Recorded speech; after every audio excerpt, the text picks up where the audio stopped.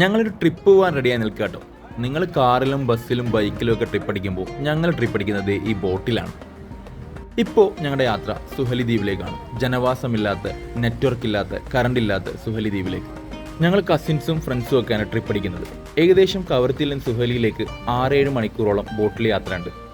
ഞങ്ങൾ കവർത്തി ദ്വീപുകാർ പൊതുവെ ട്രിപ്പ് പോകുന്നത് സുഹലി ദ്വീപിലേക്കാണ്. ഞങ്ങളുടെ മൂന്നാറും നെല്ലിയാമ്പതിയും എല്ലാം ഈ സുഹലി ദ്വീപാണ്.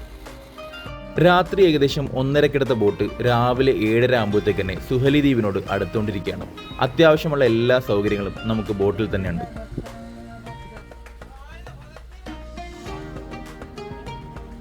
സൺറൈസും കണ്ട് ചായ കുടിച്ച് തീരുമ്പോഴത്തേക്ക് വിദൂരതയിൽ പച്ച പുതച്ച് നിൽക്കുന്ന സുഹലി ദ്വീപ് നമുക്ക് കാണാൻ പറ്റും. അത് വല്ലാത്തൊരു കാഴ്ചയാണ്. കരയിലേക്ക് ബോട്ട് അടുപ്പിക്കാനാവില്ല, അതുകൊണ്ട് കരക്കെടുക്കാനുള്ള ബോട്ട് നമ്മൾ തന്നെ കൊണ്ടുപോകണം. അപ്പോൾ ഇനിയുള്ള മനോഹരമായിട്ടുള്ള സുഹലി ദ്വീപിലെ കാഴ്ചകൾ അടുത്ത വീഡിയോയിൽ.